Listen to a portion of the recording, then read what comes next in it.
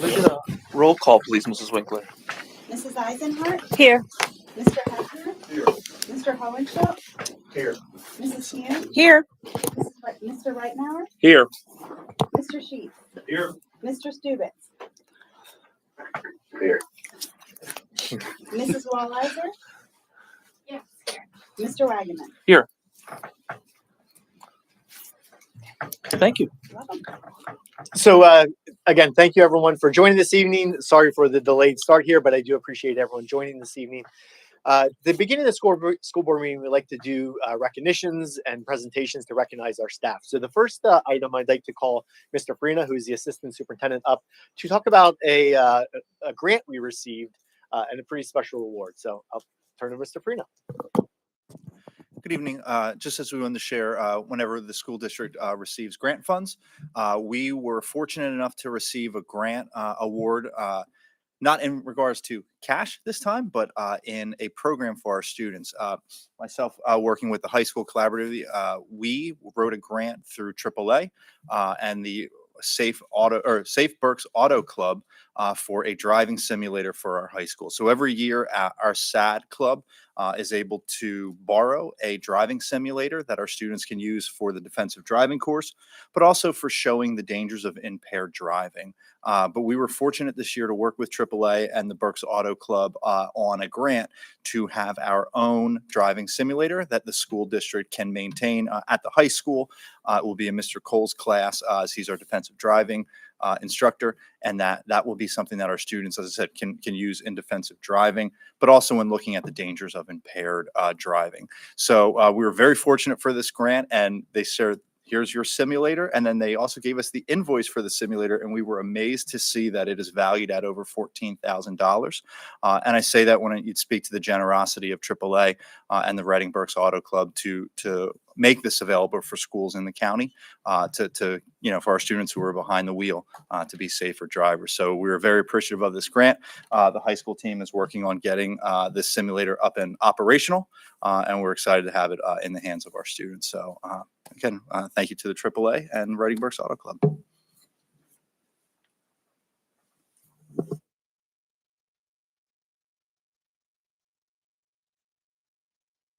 Mr. Kenneth Hefner. Mr. Hefner has been a school board member for 13 years collectively. He has served during the times when a lot of changes happened in the school district and has led this school district throughout the course of the time up until this point. With the new election coming up, Mr. Hefner is going to be stepping off the board. And so I want to take a moment and just thank Mr. Hefner for everything you've done to be a guiding light, to be a steward for this school district, for the taxpayers, and the growth you've seen in this school district, helping us guide us through a lot of difficult decisions, helping us be able to keep the focus always on what's best for students. And that came with a lot of tough decisions. That came a lot of balanced choices, and you have done a phenomenal job of being a role model, of being a guide and a mentor for me personally, but also being a leader for this community and for this school district. So from the bottom of my heart, thank you for everything you've done for the last 13 years.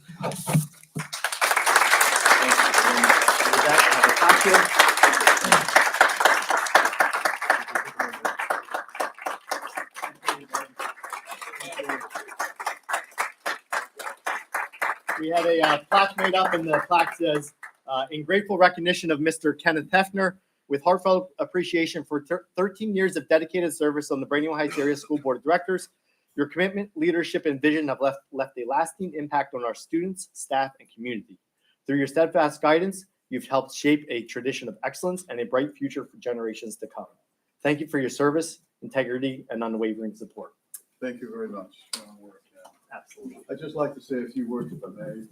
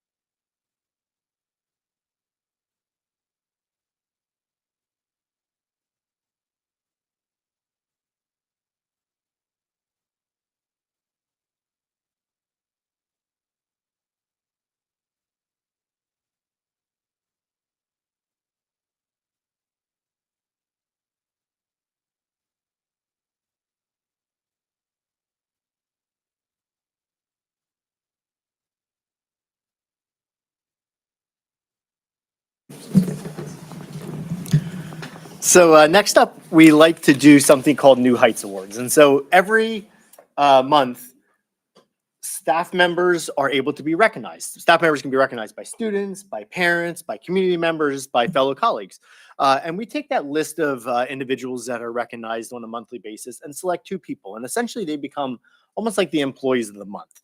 And that's what we call the New Heights Awards winners. So this month, I'm excited to invite 2 individuals to join the team this year. This month, we're going to recognize first Laura Snyder. So Laura, if you can join us.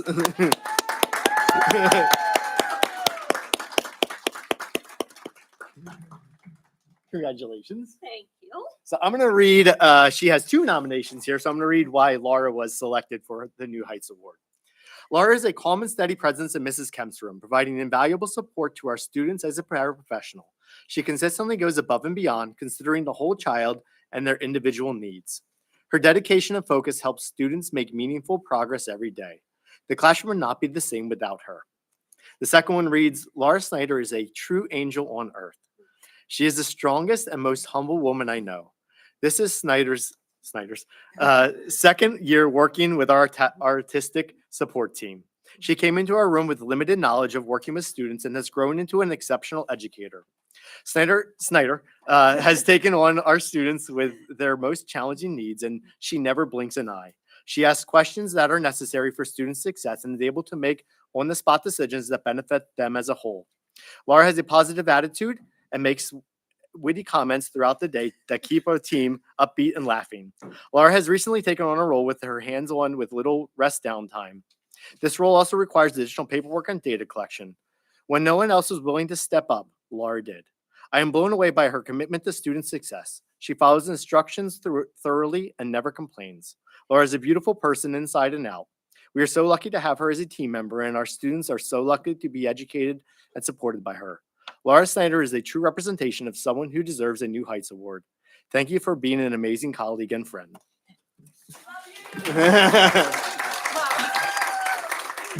Well, if that didn't just say it all. All the kids call her Snyder, and everybody else is just by last name. So we are so happy to have Laura with us. She's an amazing paraprofessional. She's patient, caring, adaptable, and has such a natural way of connecting with our students.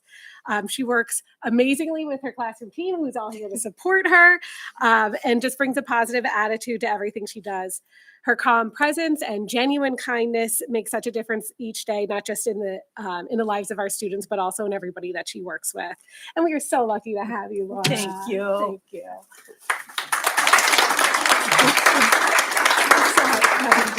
So Laura, I have a certificate for you. Thank with a little you. pin and a magnet, and then your own Brandywine cup. Thank you. Congratulations. We're going to snap a picture here. Just move a little bit.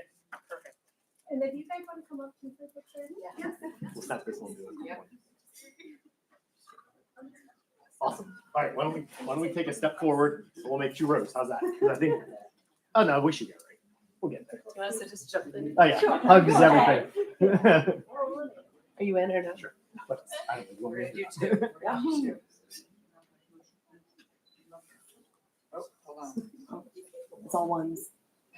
Here we go, got it. It's very complicated. It was on. Thank you so much. It was on a different setting. Congratulations. Thank you. Yay, Snyder. Oh no, we lost your picture. Yeah, it was, Pretty sure.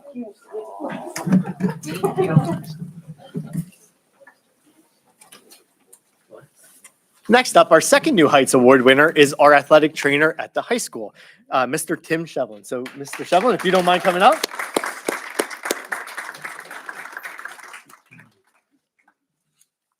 So this is the recognition that Tim received. If you have anything to do with Brandywine Heights High School athletics, then you've likely met Tim Shevlin, our high school athletic trainer. Tim is known throughout the school and community for his unmatched dedication and professionalism.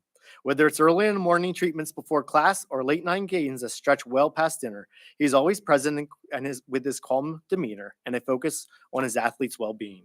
He treats every student athlete with care, whether they're the star pitcher or a freshman trying out for the JV soccer team. His knowledge of injury prevention, rehabilitation, and performance conditioning helps athletes not only recover quickly, but also return stronger and more confident. Beyond his technical skills, what truly sets Tim apart is his genuine passion for helping students succeed. He spends countless hours better educating our athletes. Even during the offseason, he remains available for consultation and support. Coaches trust his judgment, parents appreciate his communication, and students feel safe knowing he has their best interests at heart. His work ethic and compassion make him more than just a trainer. He's a mentor and a champion, an essential part of the Brandywine Heights athletic family. I'd like to recommend Tim for an upcoming New Heights Award. He is a huge asset to our program. We are grateful for his time and energy and all his contributions, both on and off the field. Congratulations.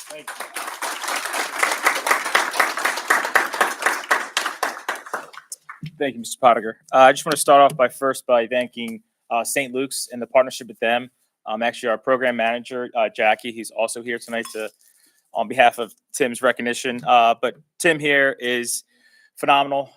He was a Quakertown graduate in 2018. He went on to play collegiate football for a year, and then he had an injury, and then took him to the classroom where Tim excelled, got a master's at East Stroudsburg, and then joined Brandywine Heights Area School District in December of 2023. Tim is an absolute rock star. Again, he's an extension of our department. It makes our department look really good, because I'll echo the words that were said in there. Tim, his relationship, his rapport with the athletes is like no other.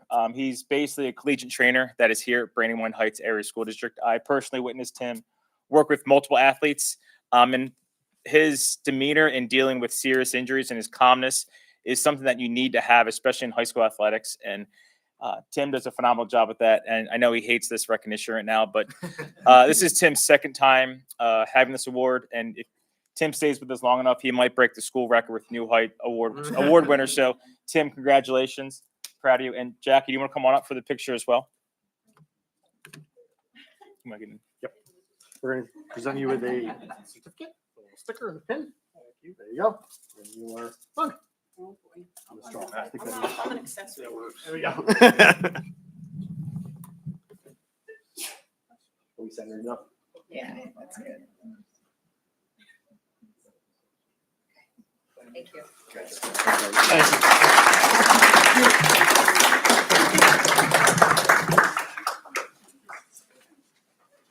And we have 2 New Heights Awards every month, but this month is a special month.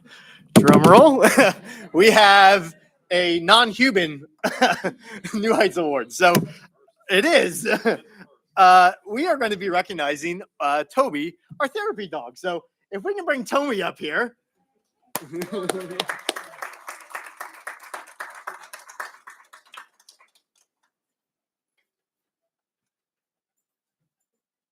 So this is Mr. Molotors. For those that don't know him, Mr. Molotors is our building and grounds director. He also is better known as Toby's dad. And you can see why. Hi, buddy. Hi. All right. So this is why Toby is being recognized. Toby is a wonderful addition to the Brandywine. He really has a nomination. Is a wonderful addition to the Brandywine Heights Area School District staff. He spreads cheer and smiles with every tail wags as he visits classrooms and ventures the hallways of our buildings. Toby has formed strong connections with students throughout the district, but most notably has built connections with students in our district life skills classroom and autistic support classrooms. While Toby is working, he ensures that facility projects are on schedule, meetings are used for his nap time, and children and staff are always smiling. Thank you for having Toby be a part of our team. Do you want to share anything? I just think I continue to thank everyone for their support of the program overall. Maple of Gus, all fantastic. The whole concept here is great, I think. And for me, as Toby's owner and dad, I think watching him put smiles on people's faces, whether it's students, faculty, staff, parents, anyone in the community, seeing him put a smile on their face means a lot to me. So I appreciate having that opportunity for him to be a part of it. I really do. It's fantastic. Right, Toby? Toby, leave it. Leave it. This morning, just a quick story. I was coming in this morning, coming back over from high school, and the intermediate school buses were pulling up, and Mr. Molotors and Toby are out there greeting all the kids, and they're all down hugging him and petting him, and like, what a great way to start your Monday. And it's just, it changes the whole feel and dynamic of the entire building, of the offices, but most importantly for our kids, as noted, especially our special needs students, that he really makes a positive impact. So thank you for being the positive influence that you are. Can you speak? Can he speak? Can you speak? Nobody's good at You eating. need tea. You were sitting so perfectly earlier. Toby, heel. There you go. Why don't you just get one with him and then I'll jump in. Stay.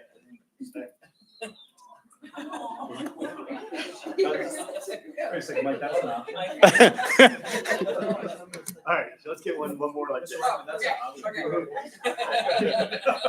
stay up. Okay. Ready? Thank you, appreciate it. So why does it Toby have? So wait, he does. Hang on. Sorry. Wait, All right, so Toby has his own certificate, Toby certificate and a pin. So and Toby will have an official bowl as well. We just have to get it laser engraved. So Oh, okay, all bowl to come. right, okay. All Okay. right, bold to come. Sorry, I thought he was getting it. Oh, Bowl to come. Bowl to come. All right, but you gotta show something. Yeah. I'm gonna eat my Fruit Loops out of that.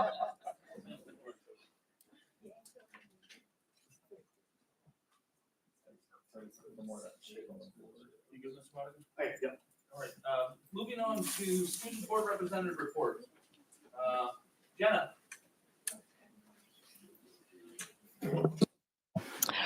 In the high school, the guidance office presented a financial aid night on October 22nd to provide students and families with information concerning available financial aid packages and strategies for paying for college.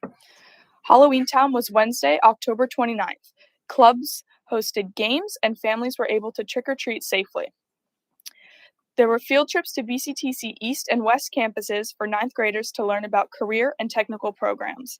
And finally, the Senior Citizen Luncheon will be held on Wednesday, November 12th. In athletics, fall seasons have ended for almost every team. Girls volleyball finished their season with a record of 5-7.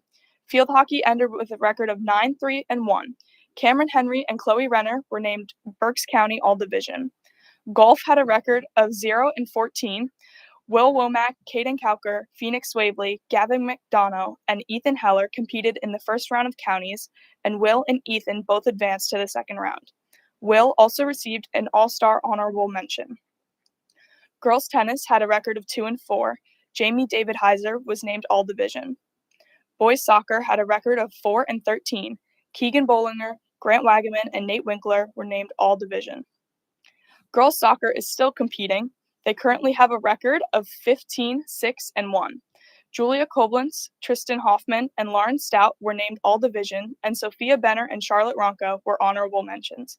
On October 29th, the girls won the District 3 1A championship 6-3. Julia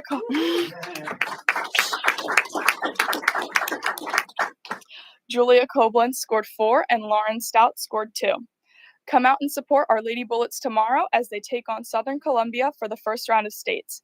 Game time is at 6. Tickets can be purchased online through Hometown Ticketing. The theme is whiteout. And finally, the fall sports banquet is at 6 on Thursday, November 6th. In the elementary school on October 31st, they celebrated Halloween with a parade, a movie, popcorn, and classroom parties. Earlier that week, on October 30th, kindergarten classes celebrated their 50th day of school with a dance party and root beer floats. Later this month, on November 21st, we will be having our annual event, Little Shoppers Village, from 6 to 8 p.m. at the elementary school. Finally, on November 21st, 24th, 25th, and 26th, students will have early dismissals district-wide due to parent-teacher conferences.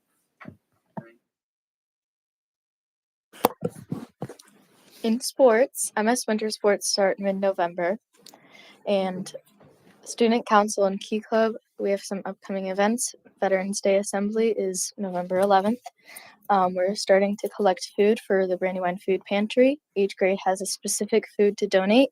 There are a total of 65 boxes located at multiple locations in all 3 schools. Donations start Monday, November 10th and end Friday, November 21st. And then we have a November Spirit Week.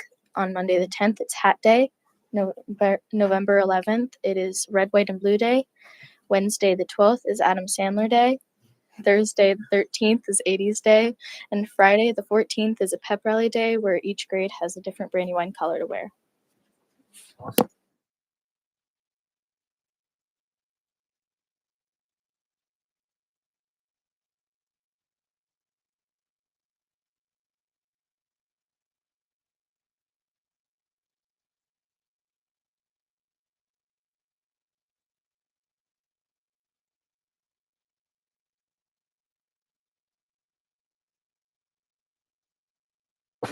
Under the Board of Directors report, there's just a couple items this evening. The first one is to review the minutes from the October 6th, 2025, our last school board meeting.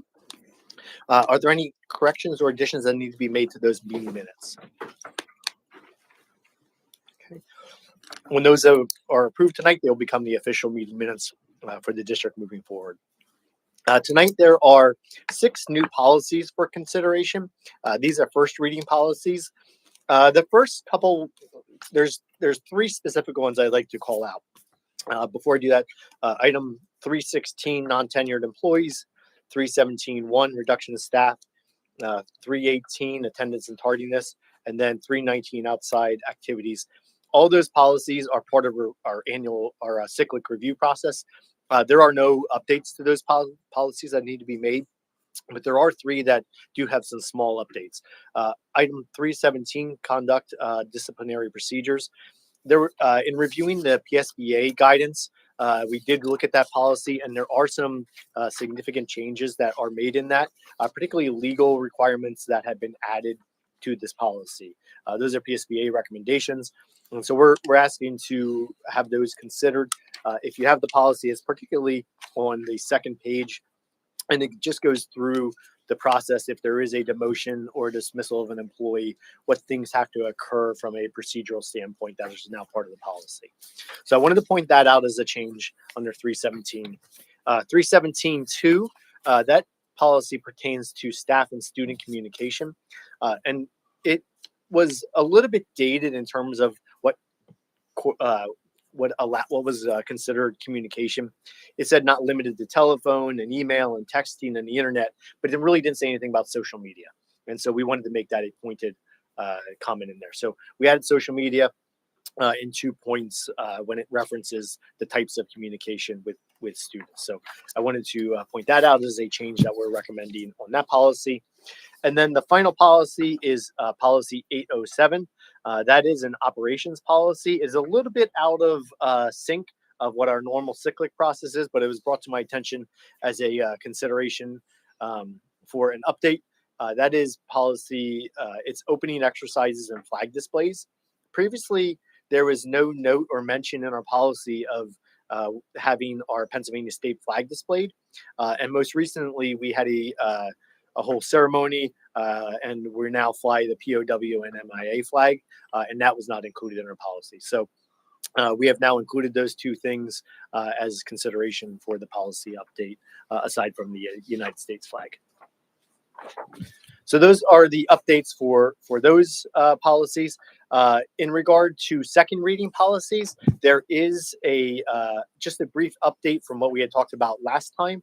And that update is the use of facilities. If you recall, we had a conversation about what the rates should be, particularly for the middle school fields, to make sure it was more in line with what's happening with the other facilities at the high school and within the middle school. And so we adjusted the soccer fields with lights back down to $5 an hour, and then $20 an hour if it's a community group. I'm sorry, $5 an hour if it's a BHASD related youth group, and $20 an hour if it's a community group within the district that's charging no admission. And so those changes were made to be more in line and consistent with what the other fees were, and part of the conversation we had last board meeting. So those are the policy updates. Any questions or discussions on those first readings or second reading policies? Hearing none, move on to committee reports. Sorry, one more sorry, thing. sorry. Item D is to have our interim business manager, Mr. Sobolski, serve in the role of board secretary. We're asking that to be ratified to when he started, September 9th. There are some official documents that need a board secretary to be completed. And so It was a process that we were hoping we'd be able to transition with a new business manager and be able to appoint that person at the time. But unfortunately, with the timing and with the need for some of the signatures, we're going to ask to ratify that back to September 9th and have Mr. Slabowski be the board secretary during that time. Now committee reports. Questions? Committee reports. BCIU, Mrs. Yoon. Good evening, everyone. The BCIU Board of Directors last met on Thursday, October 16th. Obviously, a key topic is funding because of the Pennsylvania state budget impasse, which has continued. The BCIU has to continue to really tightly manage expenditures in light of significant cash flow challenges resulting from the impasse. The BCIU board approved 2 resolutions related to the impasse. One, we applied to the Pennsylvania Treasury Department for a budget bridge loan initiative. That may bring about $2 million to the organization to continue to fund pre-K counts.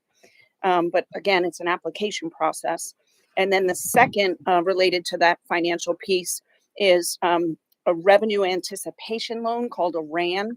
The IU already is using a $15 million RAN to help fund the budget, but now they have applied for another $10 million RAN to make sure that should they get to the cap of the $15 million RAN, that there's still funding available to continue to pay the staff and continue to run the programs.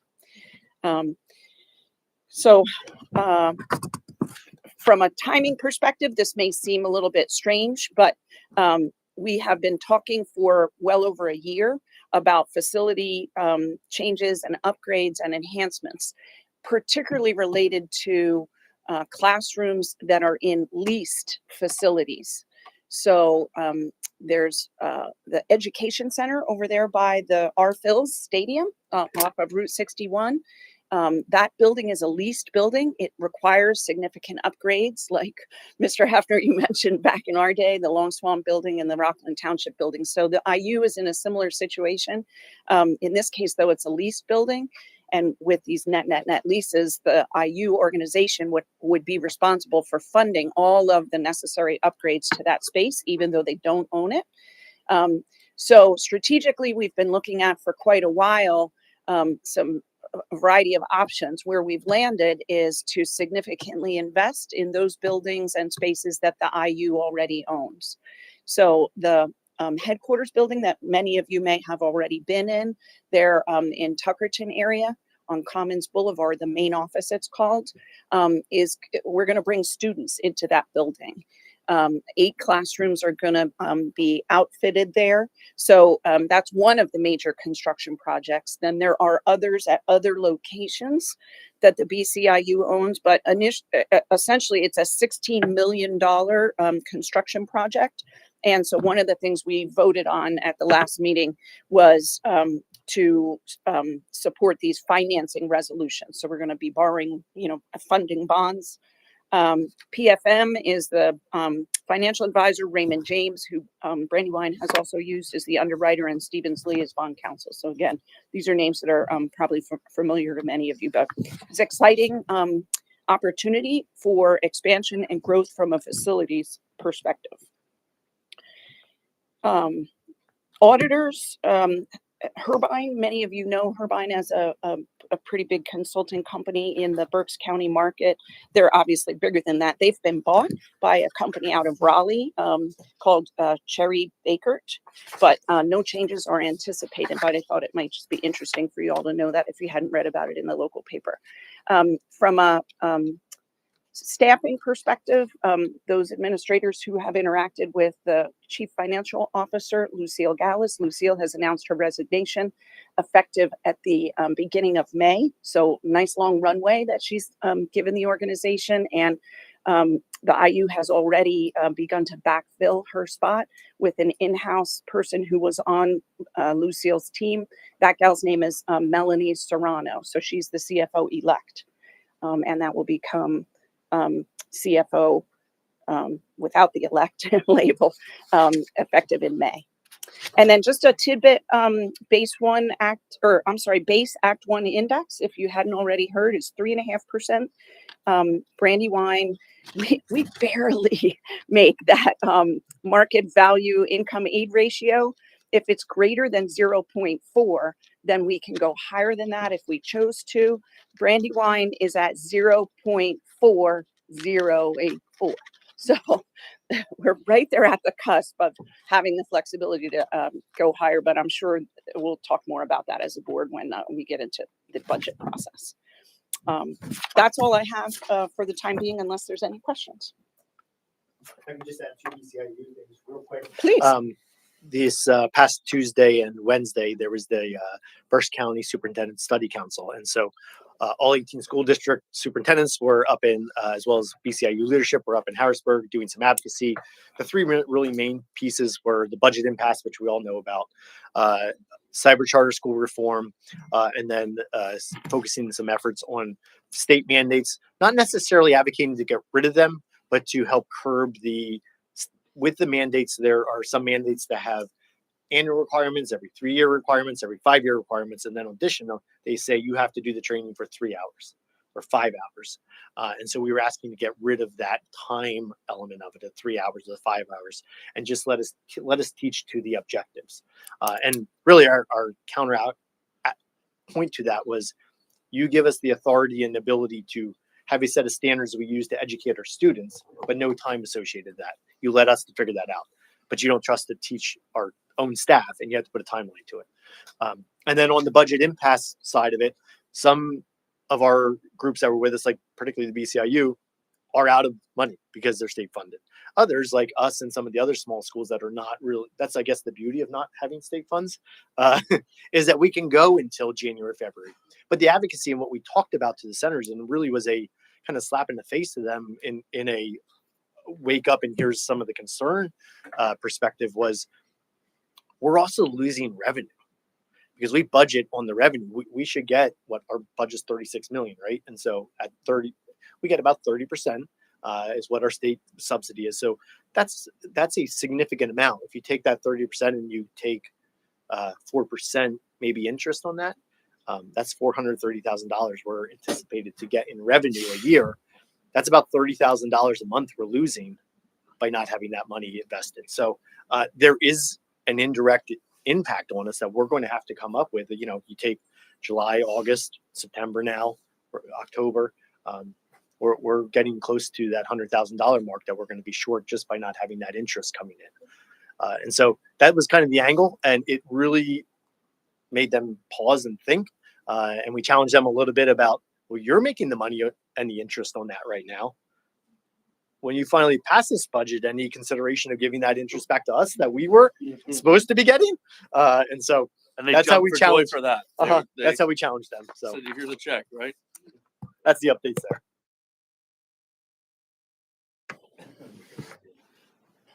BCTC, Mr. Ridenour. BCTC met October 22nd at the East Campus.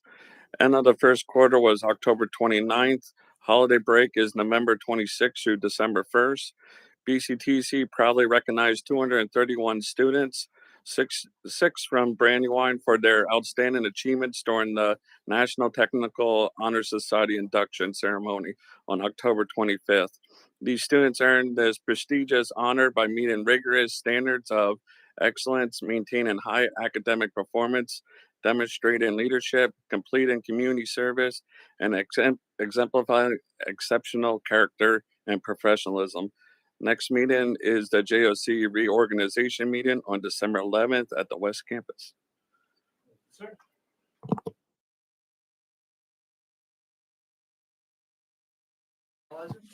Thank you. And just like we were talking about with the budget and passe, this week there were the 4 key minority and majority leaders that met for the first time in Harrisburg since June 30th, which was a good sign. And another positive point to report is that one of the main sticking points in their conversations is still wanting to reduce the payments made to cyber charter schools. So As someone that's advocating for education, that is a definite positive for us to hear that that's still in conversation. So our next meeting is November 18th. Kevin Boucher, the Chief Advocacy Officer at PSBA, will be speaking.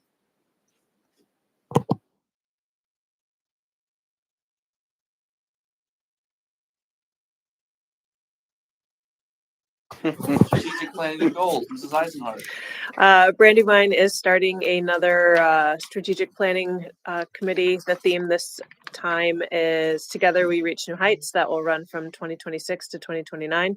That meeting kicked off September 16th. And then there are subcommittees with parents, community members, staff, teachers, administrators that are all in subcommittees. They have a series of meetings over the next year, and they started in October, and then the week of October 14th, and the next round of meetings are the week of November 10th. So keep going. Still yours. Keep going. Negotiations committee, we are coming up on a 5-year agreement for our superintendent contract. We've been meeting with our subcommittee in October to come to that agreement and alignment. So that is on the agenda for tonight. Thank you. Building. Pottinger. A couple other items under board building construction committee with the athletic stadium, the press box, multi-purpose press box. Our internal building and grounds guys are insulating and putting drywall up. We'll be approving tonight, ratifying a contract with Moyer Total Indoor Comfort. That's a company in Kutztown that's going to be putting the HVAC in.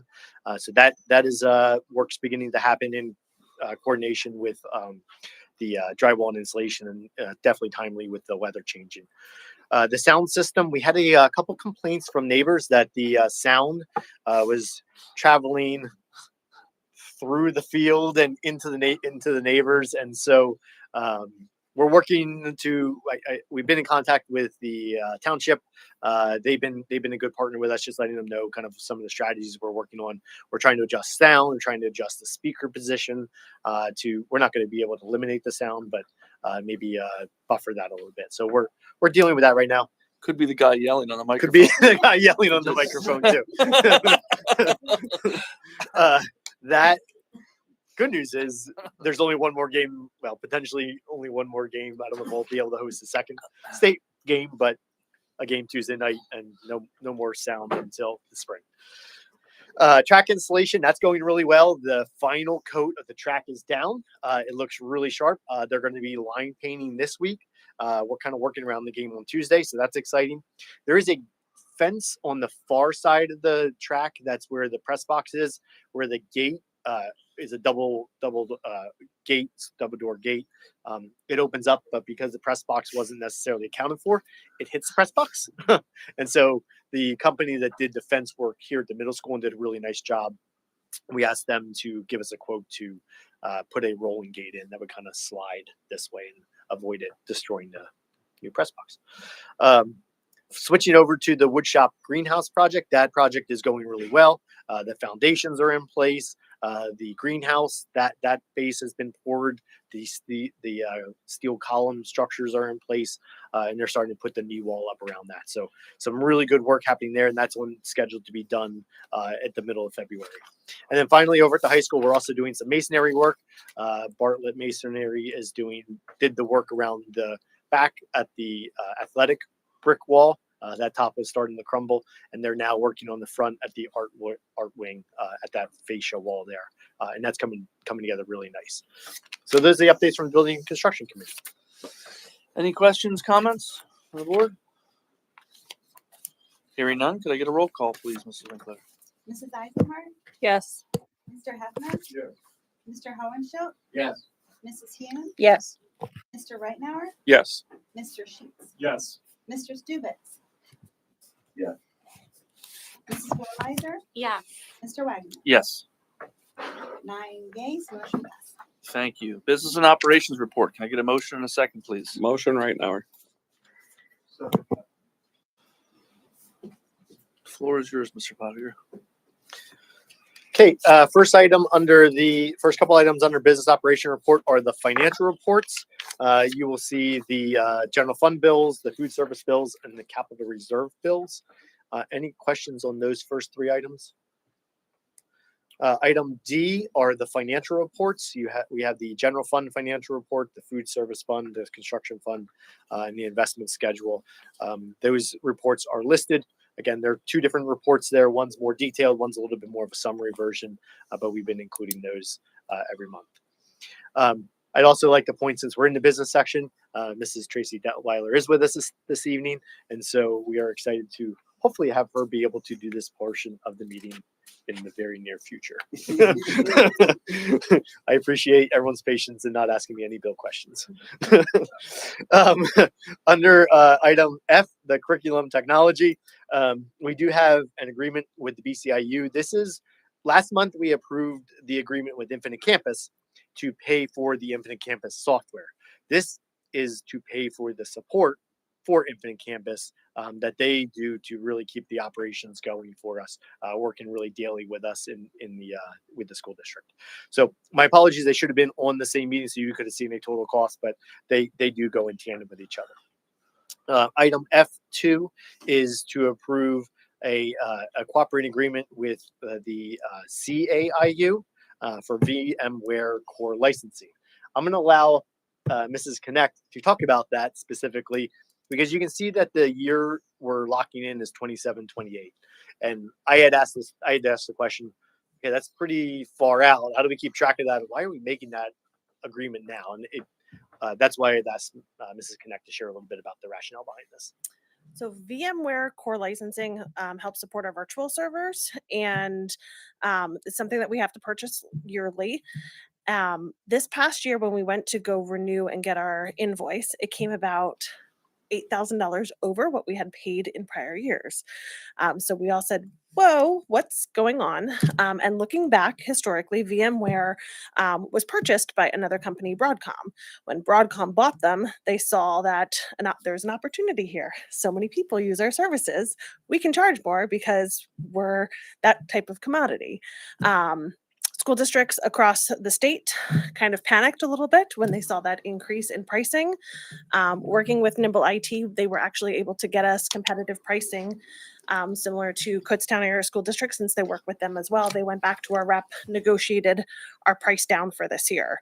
But across the state, Broadcom said, we're not doing that after this year. This is the first year of the change that we're implementing, but moving forward, it will be that elevated price. So at the state level, all of the tech directors have kind of got together with the local IUs and advocated for, we need something to help the school districts keep this price low enough that we can manage this to be able to support our networks and our data information.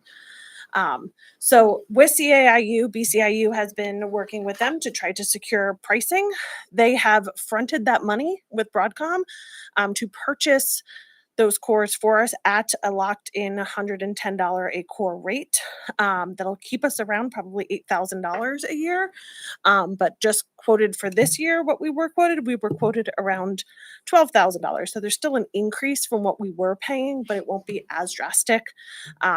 Also keeps us locked in because we don't know what pricing would go up in the next coming years. So we had to sign a letter of intent to participate in that and how many cores we would be purchasing so that they could purchase them up front for us. So that's why there's a 27-28. We're kind of projecting out how do we keep our costs at a minimum for those to stay pretty stable.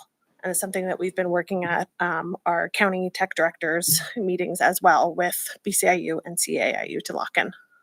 How much was that course? How much was the total cost savings? Do you remember? So the last year we paid around $4,000. Our quote for this year was above 12. So we'll be locked in around 8,000 a year. That saves us from getting to that $12,000 number. So when Carly broke it down to me that way, it's like, well, this makes sense. If we can save 4,000 now, let's lock in. So questions? Thank you, Carly. Next is to approve an agreement with Accelerate Learning. If you have a really good memory, you will remember that this item was actually on the August 11th school board meeting. This item was on the August 11th to approve the curriculum. This is a curriculum used for the virtual academy. What we approved though was the 24-25 rates, not the 25-26. So my apologies for that. This is to approve the 25-26 rates that we are using for the program for the virtual academy. So that's why it's a repeat agenda item, but it's to update it to the 25-26 numbers, not 24-25. Item G1 is to approve the contract with Moyer Indoor Comfort. They're out of Kutztown. They are doing the press box HVAC that we had talked about earlier in the construction committee report. The total cost is $9,945. That includes a $2,500 sponsorship as a local business that they're giving as part of that cost, which I thought was a nice community partnership arrangement. Item 2 is to approve a change order with Kraus Construction for the press box. When we went through final inspection, the inspector is requiring us to put a fence at the back of the press box to prevent anyone from going down into the retention pond. Well, it's not a steep bank. I guess the fall height was something that required it. So we do have to do. We were mandated to do this $1,625 change order for the railing. Item H is to approve an agreement for our 403 investment providers. So we have 6 providers that we offer to our staff. We use the Omni and TSACG compliance services that we pay them directly, and then they work with the 6 providers to take the funds. It's basically a one-stop shop for us. They're the ones that distribute the funds for all the employees that participate in the 403B over those 6 different providers. So it's a really nice efficiency saving component for us. It's no cost to the district. When you read the agreement, there is a $27 fee that's associated per user per month, but that fee does not come to the school district. That goes to the providers for participating in that partnership. So again, that it's nice because it's no cost to the school district, but it's also obviously a lot of time saving and efficiency for the school district. Item I is to approve a capital fund transfer. This is for $1 million. It's coming from the general fund unassigned fund balance to the capital fund. The reason we have to do this is we were getting very short on funds in that capital fund, and we had bills coming in for the greenhouse and woodshop expansion project. We had planned to pay for the greenhouse and woodshop expansion out of the fund balance. That's how that cost of that project's about $1 million. We also had our monies in there from the loans, as well as some other money that were transferring in to pay for the stadium project. So that was kind of our repository for paying for all the big projects that are happening right now. That was getting significantly low. We were down to about $100,000. Knowing that bills were coming in for the woodshop expansion project, and knowing that is really heavily moving right now, we wanted to make sure we were able to transfer it. So this is going to get transferred from the unassigned fund balance. Right now, that unassigned fund balance is sitting at about $3.7 million. Last year, it was about $2.8 million. So it did grow over the course of time. If you remember, that unassigned fund balance has to stay at about 8%. So the 8% of 36 million is about 2.8 million. So if we transfer $1 million out of there from the 3.7, we're going to be right about where that 8% legal threshold is for the state that's established. Does that make sense to everyone what we're doing? Okay, so we're taking it from the fund balance here, unassigned, and moving it over to the capital so we can pay the construction bills.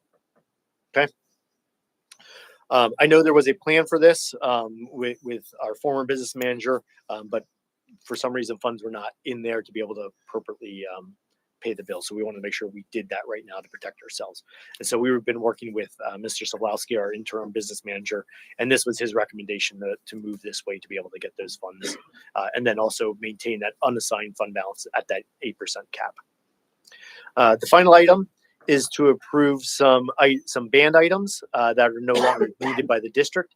The alumni Brandywine Heights Colonial Fife and Drum Corps group has been borrowing some of these items, and they were looking to do some remediations and fixing up of the things that have kind of went by the wayside over time. But before they invested the money into that, they wanted to know if they were going to be able to keep these items or use them on a long-term basis. In talking with Mrs. Renda, who's now the band director, She does not really believe there will be any need for these items in the future. And so our recommendation is to declare these as unneeded and then donate them to this organization. Any questions on those items? Final thing I'd just like to bring to your attention is this big binder in front of you. This is the bond book. This is the bond book that we had just taken out that bond where we refinanced the bond. This is the document that came along with that. I just want to point out a couple things to you that are in this document. If you open it up right to the cover page, on the inside of the cover page, it shows you what this specific bond and what those stipulations of this bond are going to be. It tells you the yield in there. It shows you the 4 years and how that's going to be broken up.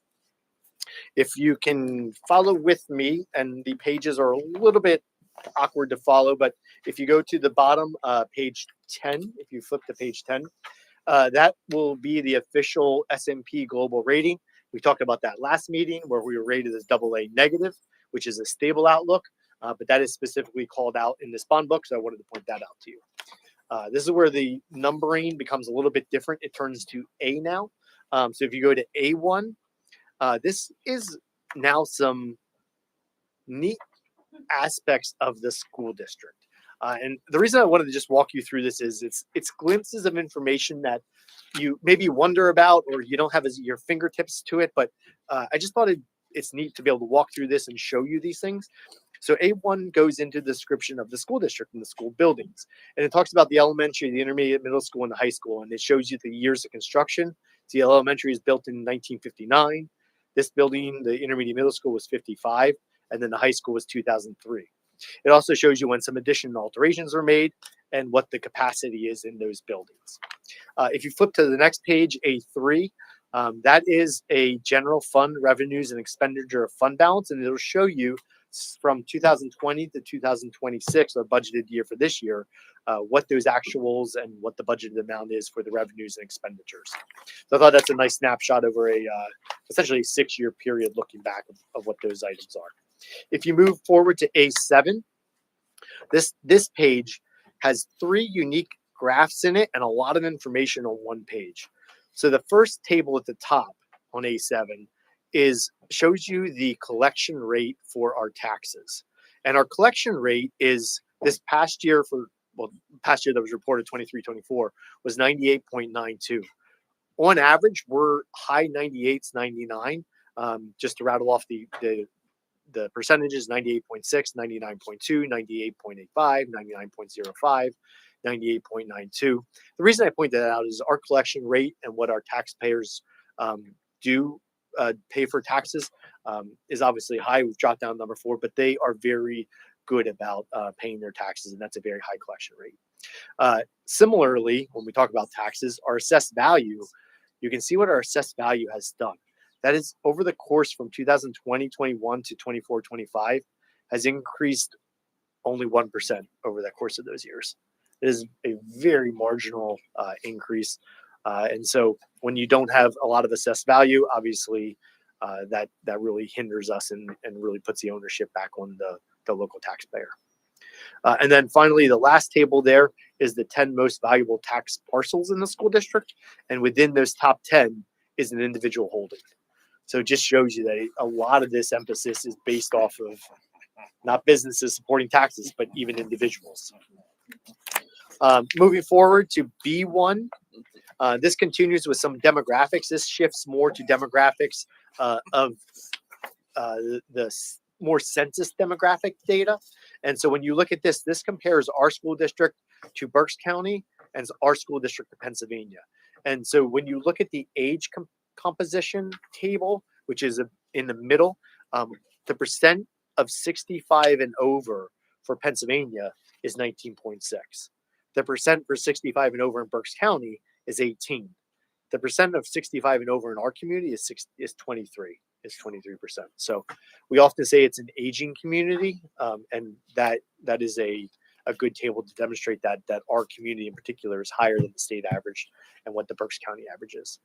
The table right below this talks about family income, and those are from 2020 and the 5-year estimates. But the families in poverty, in our school district is demonstrated at 5% versus Pennsylvania, which is 11.8. And so the median household income reported on this is $91,686.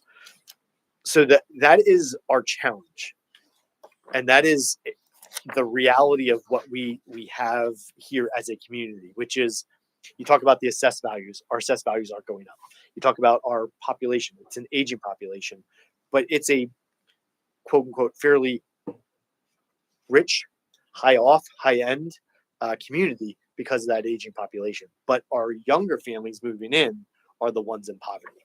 And so while our free and reduced lunch, and we say it's at 35, 36%, depending on the point of time, when you look at it and what families in poverty are as a district collectively, it's 5% because of that aging population, because of the income at the higher age levels. So it's an interesting dynamic. And when you look at free reduced lunch is how we kind of measure poverty at the point in time. But when we look at it from Title I and federal dollars, that goes off of this statistic. It goes off of census. It does not go off of free and reduced lunch. My question is this all census gathered? It is. And so Which not everybody reports, to, right. so. But that's what gets that's what contributes directly to getting our federal dollars, the census data, not our local free and reduced lunch data. So that's why our federal dollars are also going down. We need more people to report. We need more census door knockers. Yes. When that comes around again. And then there are two other ones I just wanted to point out. B2 just shows you the top 10 largest employers in Berks County. So for edification of those in the audience, in 2024, the fourth quarter 2024, East Penn Manufacturing was number one, Reading Hospital, Amazon Services, Carpenter Technology, Reading School District, Berks County as a whole, Walmart Associates, Penske Truck Leasing, Boscov's, and state government. Those were the top 10 employers in Berks County. And finally, on the last section of this, which actually takes up a lot of it, is it's after, let's see here. It's hard to tell. It doesn't really have a page number associated, but in the back of this is the single funding audit report for the 23-24 school year. And that's essentially the last portion of the rest of this binder. So sorry to take up so much time with that, but again, there were some really neat things in here that if I wouldn't have looked at it, you might have glossed over it, but you may have just kind of put it aside and not really. But there's some really good information in here that our community and you as school board members should know about. So I just want to take the moment to go through that with you.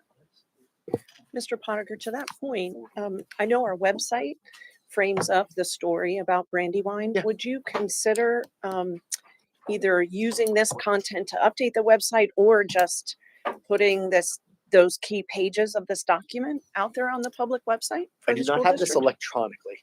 So I love that idea. We'll definitely add that to the demographic pages. What I'll probably do is take the core content pieces, and because that's what people are really going to see. Mm-hmm. That's great. Yeah. Thank you. Great suggestion.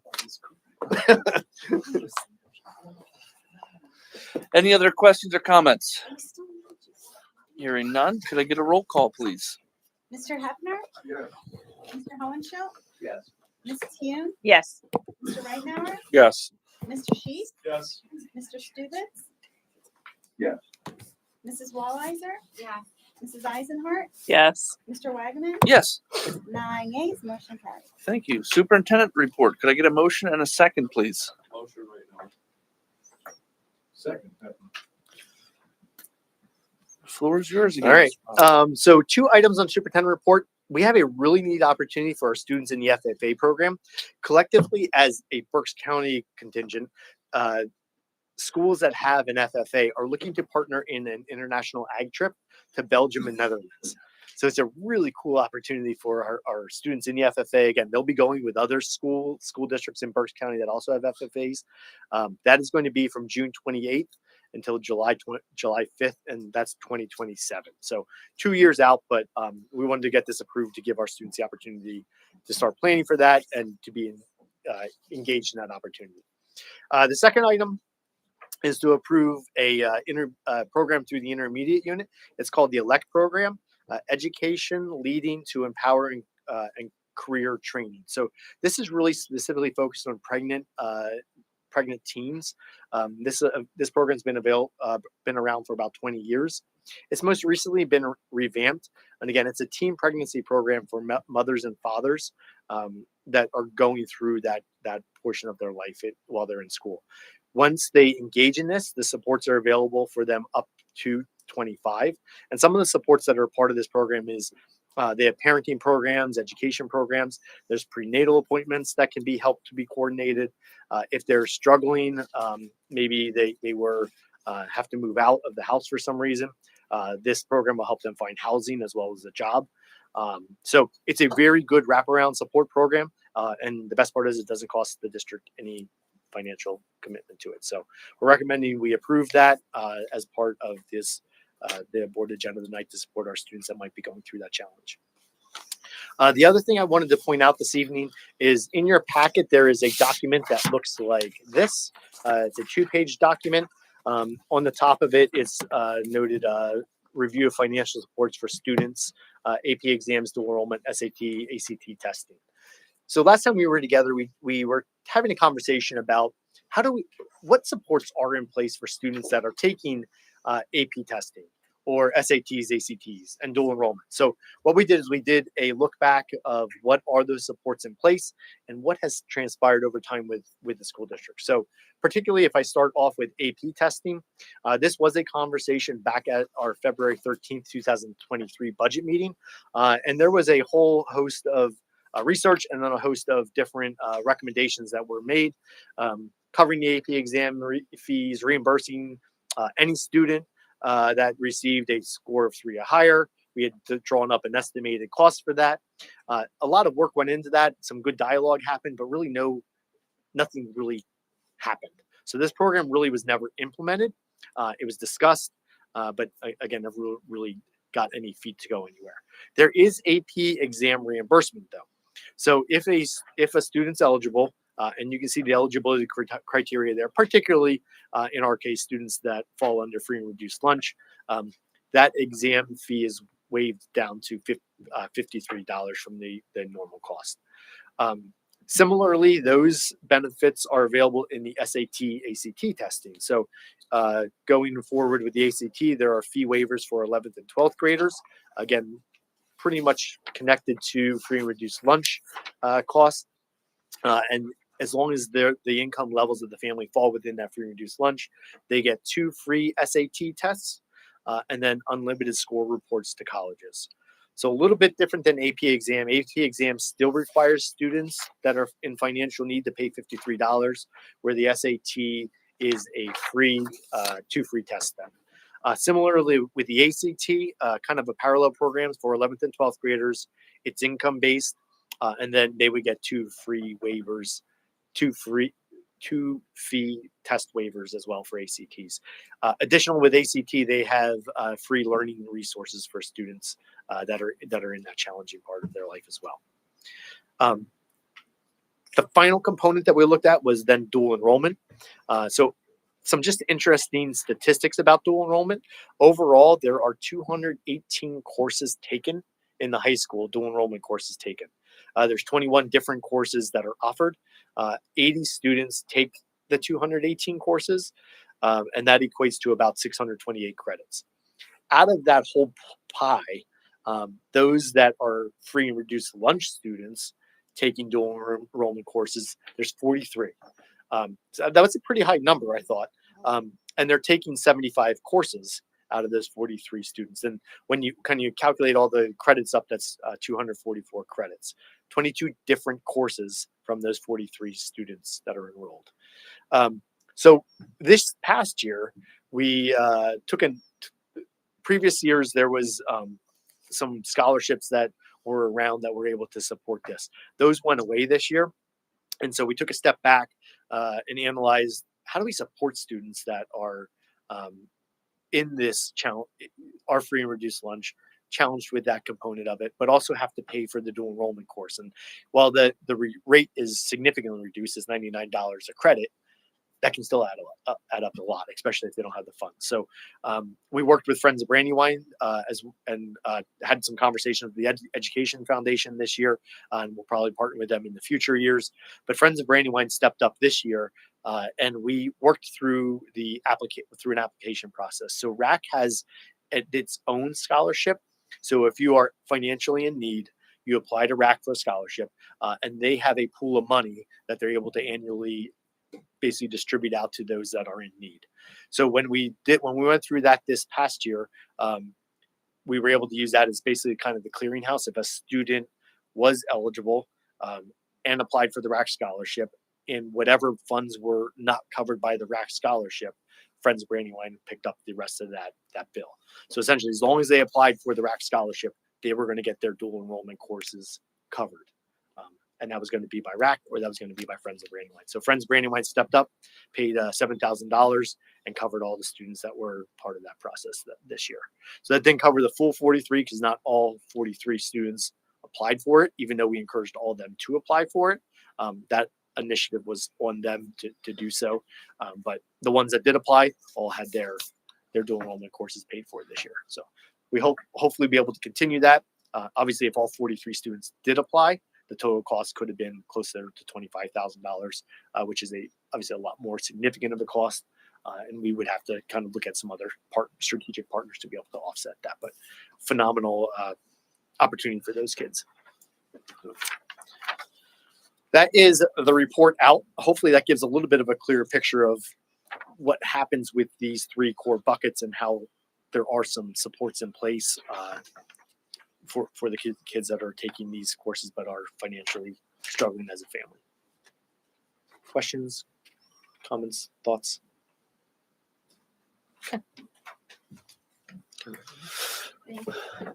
Oh, you're welcome. Glad we can help. Yeah. Wearing dresses, right? Yeah. Can I get a roll call, please? Mr. Hohenschel? Yes. Mrs. Hume? Yes. Mr. Reitmauer? Yes. Mr. Sheets? Yes. Mr. Stubitz? Yeah. Mrs. Walliser? Yeah. Mrs. Eisenhart? Yes. Mr. Hefner? Yes. Mr. Wagaman? Yes. 9 yeas, motion carries. All right. Moving on to personnel report. Could I get a motion and a second for all items on personnel report except for F1? Motion right now.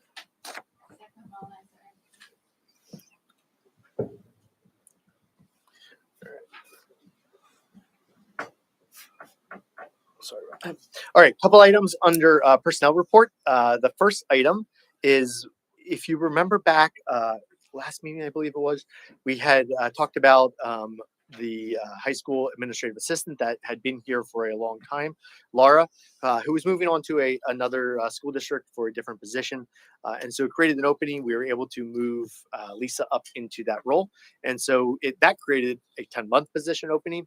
We went through the process, very lucky to have a lot of qualified applicants for that process. But we are recommending Mrs. Jessica Woodward to be the administrative assistant at the high school. And she would be starting with us on November 10th. So we're very excited for that. She's a very competent person. I think will be a great fit for the high school. Under C4, we have a few co-curricular appointments. We have the winter athletic coaches as well as winter athletic event workers.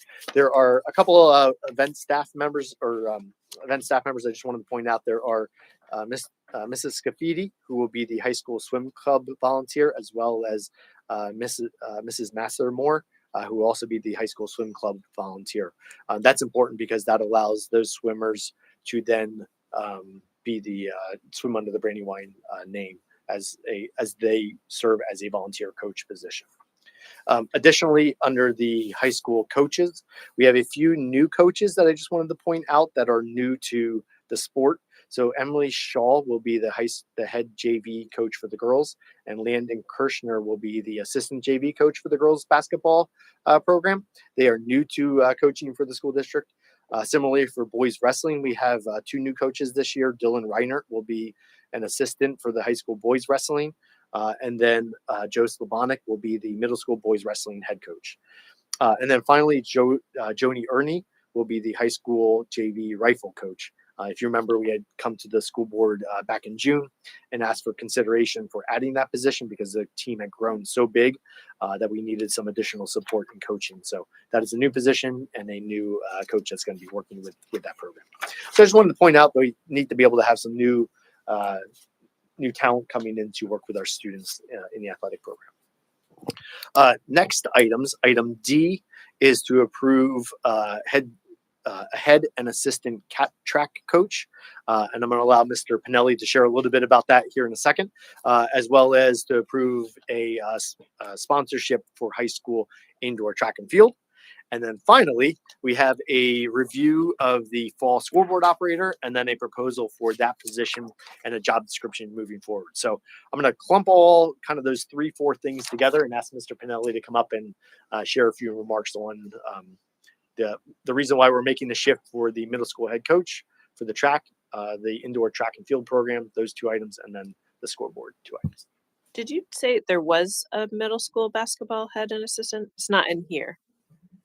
Yes? Did you just read that? Or was I not? That was high school. Oh, okay. Middle school is So not filled. middle school's not filled. Yeah. Okay. Sorry. If I said middle school, my apologies.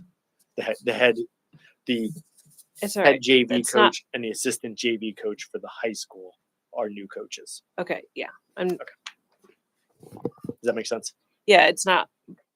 I'm reading into it. It's not bolded. It says new and It's not revisions bolded. Not They're bolded. This is new so. Yeah. Okay. To the sport. But then They I were thought you approved said before. middle I just school, but wanted I to might put have out been since just we're doing reading it. sports. Okay.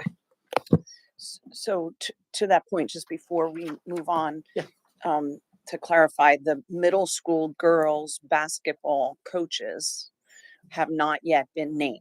Correct. Okay.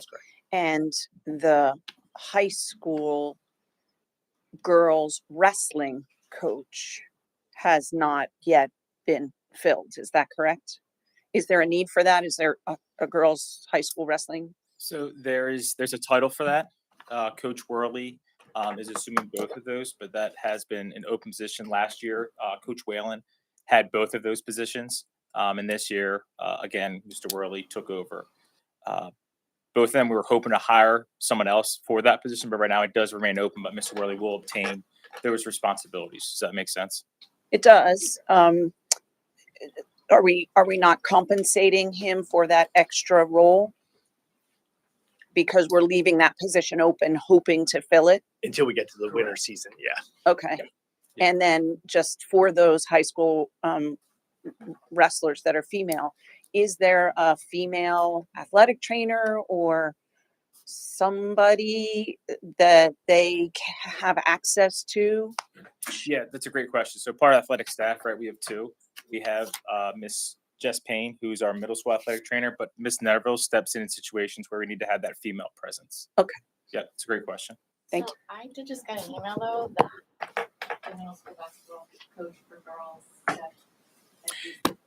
Yeah, so you will see communication out from the previous coaches as we continue to set up open gyms and times to connect.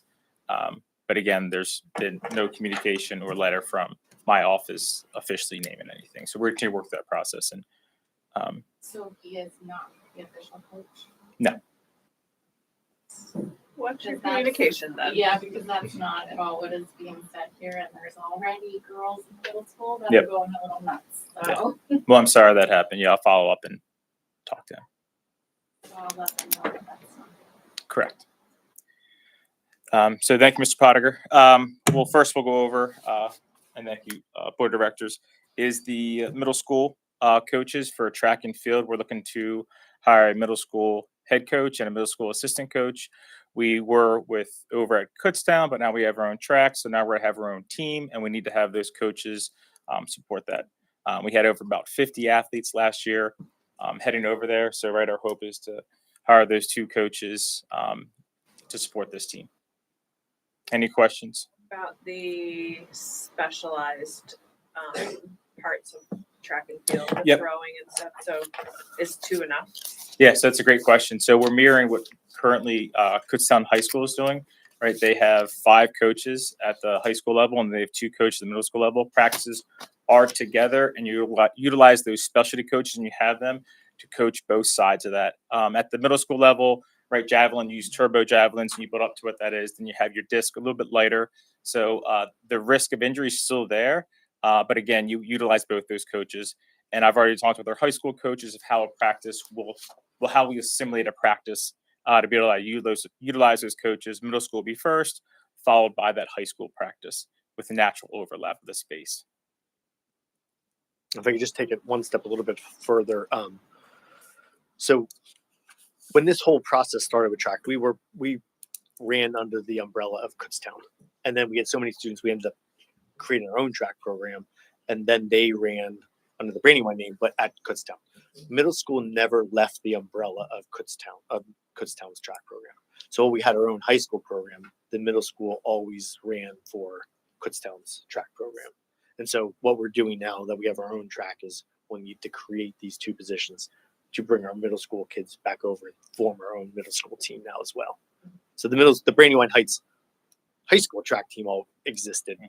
We're bringing them just to a different location.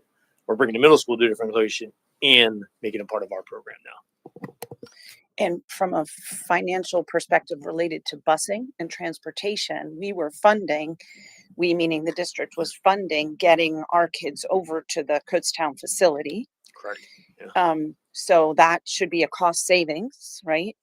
And then do we have enough cost savings there to essentially pay for the middle school coaches?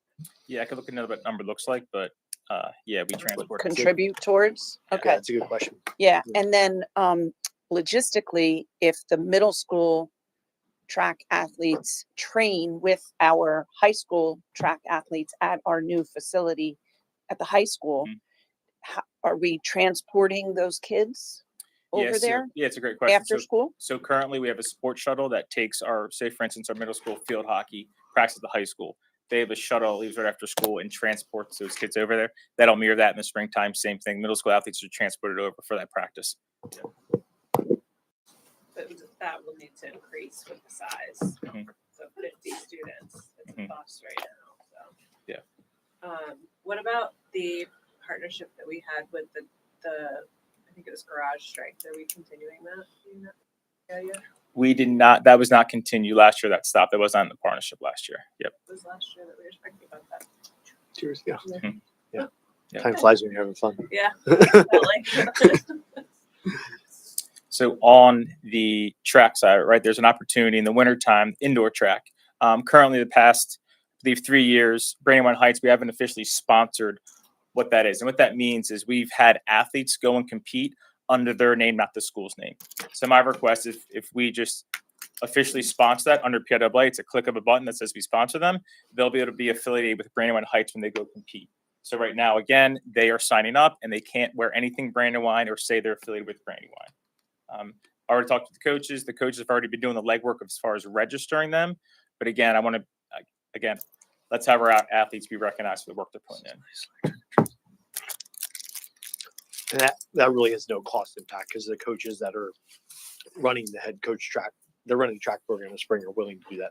Correct. There's a small fee. It's $15 to $20 per event you jump into.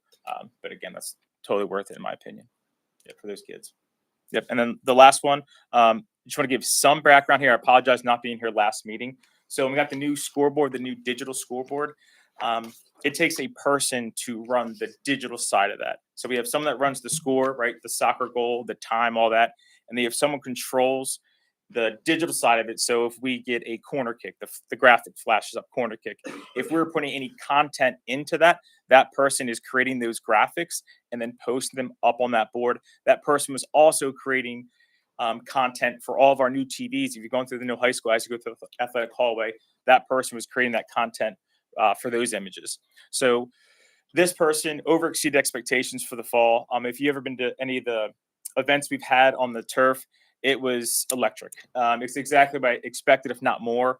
And again, this person went above and beyond, even with the graphics, right? Challenged her. And again, she reached new heights, right? We'll play that. It was awesome. But one of the things going into the spring, one of the recommendations is it was a stipend position.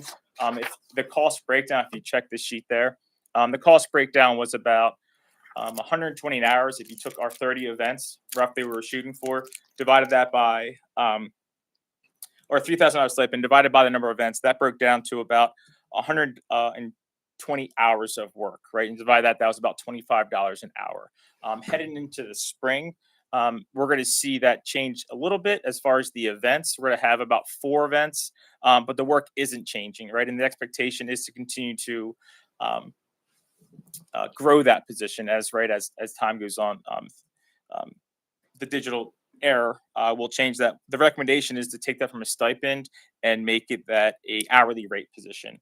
And instead of the 25, having that go to 30 and having that be a position that any person could apply for and then help run our events. Right now we have 1, but if we get 2 phenomenal people to help support that in the fall and then the spring, I think that'll be a much better path moving forward. Any questions on any of those positions? I will say to that, witnessing the digital scoreboard, it is a monster. That is a job for a person. It's not just clicking. I mean, I'm really versed in IT, so you help out where you can. Yeah, where I'm needed, I chip in. But it really is a bear. It's a great job. No, and I actually just had a great conversation with Renelle Heller over at Kutztown University, and she is currently going through something similar. She is a phenomenal person to run that, and we were just sharing our experience. It is a person to run that. The digital scoreboard is awesome, but it's a separate person now. You need to help continuously have that fan experience, right? And that make our events what they are. So, just a thought. Unlike some of our other positions, from a career perspective, to me, there's an obvious tie for our kids in the graphic arts program, like in the high school, and the communications and the advertising for internships. So make sure, I guess, Mr. Kistler and his whole internship program is kind of maybe connected or volunteering or whatever. But I see opportunity there for a handful of kids in the high school who are intrigued by that kind of role in, their corporate. Yeah. I mean, just like when we do theater productions and the lighting and the sound and all of that in the auditorium. Yeah. So we're shifting kind of the proposal. We had talked about coming back with a spring scoreboard proposal where we're shifting this to say, let's create just an annual one. That way, when graduation comes up, or we do movie nights or Powder Puff coming, this person can be part of that process and not just be kind of locked into a seasonal type approach to this.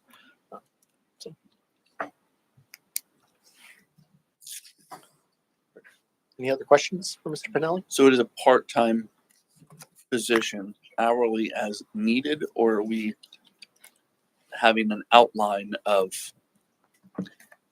hourly minimums, expectation? The thought would be similar to the expectations we have set now, and in the job description we outlined for like fall that there's 30 some events that we specified some of the pieces that are in there. The anticipated budget for this is, I believe it's high, it's conservative at $5,000 when you break down the number of hours. So what we kind of figured out was fall season was about 30 events or about $3,000. Spring track field events, about 3 to 4 home meets. Those last a little bit longer with prep time, maybe like 6 hours per event. So that's about $720. Graduation, that's a pretty significant, that's about $200. And then there's just roughly about 36 hours in addition for just community events, movie nights, that kind of stuff. Thank you.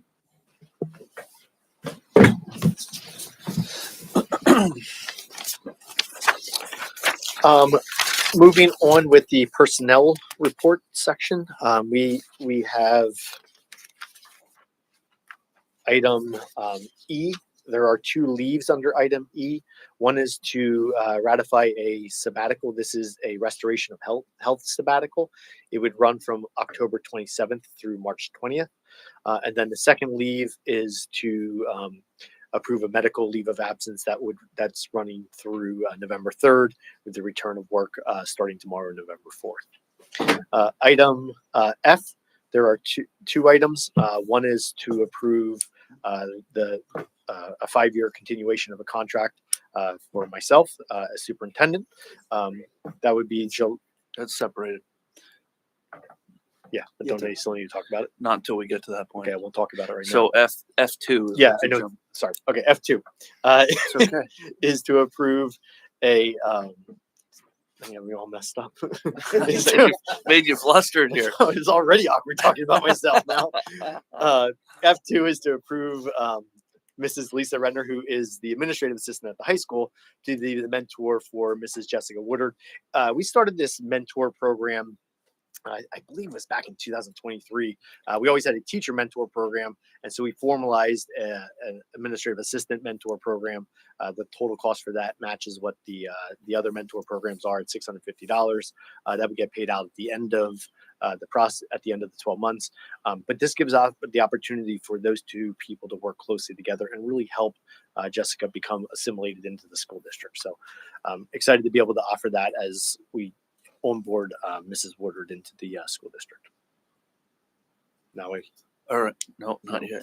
Is there any questions or comments? All right. Could I get a roll call for all items except F1? Mrs. Heon, Yes. Mr. Reitnauer, Yes. Mr. Sheets, Yes. Mr. Stubitz, Yeah. Mrs. Wallizer, Yes. Mrs. Eisenhart, Yes. Mr. Hefner, Yes. Mr. Hohenschildt, Yes. Mr. Wagoner. Yes. 9 yeas, motion passes. Thank you. All right. Can I get a motion and a second to approve F1? So no sheets. Second right now. All right. I will actually turn this over to take the awkwardness away from Mr. Pottinger and turn it over to Mrs. Eisenhart. Thank you. So, like I said earlier, the past few months, we've been discussing Mr. Pottiger's contract. It is going to be a 5-year contract running from July 2026 to June 30th, 2031. We are very, very lucky to have Mr. Pottiger in our district, who lives in the district, was raised in the district, and continues on his employment in the district. We always have a very good communication together. The changes to the contract are minimal. We had a good working relationship, and we're pretty excited to be able to offer an extension. Pretty much, there weren't many changes, so we discussed it as a board, and we are very thankful to have you here for all the work that you do. So with that being said, could I get a roll call for item F1? Mr. Reitnauer, Yes. Mr. Sheets, Yes. Mr. Stubitz, Yes. Mrs. Wallizer, Yes. Mrs. Eisenhart, Yes. Mr. Hefner, Yes. Mr. Hohenschildt, Yes. Mrs. Heon, Yes. Mr. Wagoner. Yes. 9 yeas, motion carries. Thank you. before you do it, Okay. now is what I want to say Oh, all earlier. right, sorry. All right. Alexis, thank you for those kind comments. I'm honestly very humbled. I appreciate the support that all 9 of you have given me over the course of the last few years. Some of you I worked with for my entire tenure here as a employee, my 13 years as superintendent. As Ken shared earlier, it's been an awesome opportunity. I've learned so much from you as school board members as we work together. I am very proud of the collective accomplishments we've been able to do here. And you think back of where we were 13 years ago to where we are now, and the academic presentation that we did tonight, and some of the changes that are happening there, and the successes we're starting to see come around. The strength of the district, financially, the strength of the district, the academic programs, the athletic components that we're doing, the facility enhancements. And we're all able to do that under the financial ability to fall back on the top list of the taxes, and be able to have a fund balance and not dip into that, and be in a really good position to offer the best education at what our community can afford. And there's been a ton of work we've been able to do together. And I say that, I keep saying together because it is a team. I'm so proud of that culture that we've been able to do here collectively as a school board, but that ability to work with the entire staff, our teachers. We have such a great working relationship with the teachers. We have phenomenal teaching staff. It's been an awesome opportunity to grow with them and help lead initiatives and move them forward. Our support staff that come in and day out and keep this school district operating. They are the skeletons, the backbone of this whole entire organization. And then the administrative team. I couldn't do that. I couldn't do it without them. I would not be the leader I am without them. I would use the word blessed. I am completely blessed to be able to do this position, to have the team that I have here. So from the bottom of my heart, thank you so much for the support, for the mentorship, for the guidance, for your trust. That means so much to me. Thank you to the entire team here. I'm just the superintendent.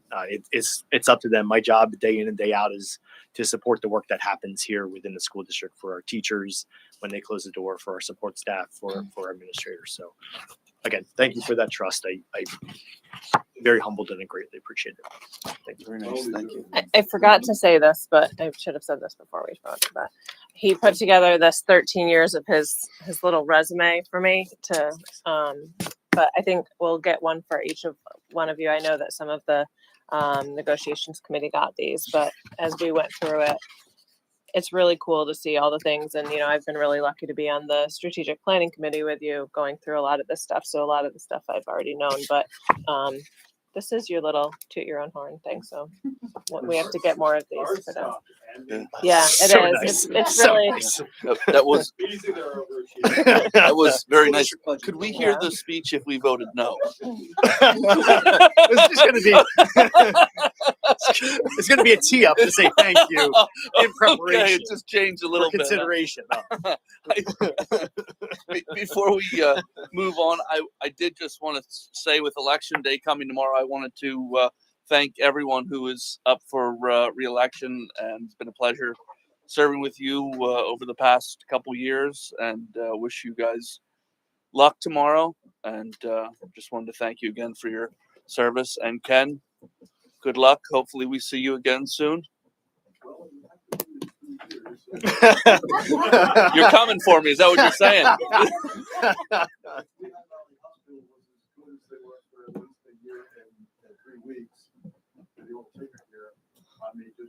All right. We're rooting for you. So yes, good luck to everyone tomorrow. Is there any additional public comment? Hearing none, is there any additional? No, Captain, no, you're any additional board comments? It's been an honor to serve, Mr. Hopper. It really has. Thank you so much. I appreciate those too.